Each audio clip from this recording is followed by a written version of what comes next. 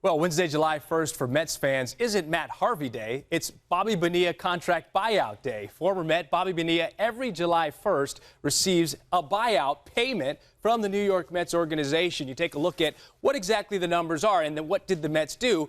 $5.9 million contract in 2000. They bought it out. They pay him $1.2 million per year from 2011 to 2035. 17 of the 25 players on the Mets active roster make less than $1.2 million per year. Now, guys, Mets faithful might on July 1st get a little angry and say, we could have done something with that $1.2 million. But Jim Bowden, how much does this really impact the payroll or the budget of the team right now? Well, but it does affect it. It was a really bad investment. But go back at the time and look at the reasoning. Two things. One, they needed the cash flow at the time to make the deals on Mike Hampton and Todd Zeile to help the team that year. Secondly, the ownership felt at that time they could invest the money that they're deferring. They would get more in return. And so they felt like when they looked and the period was over, they would make more money with interest on the investments they could make.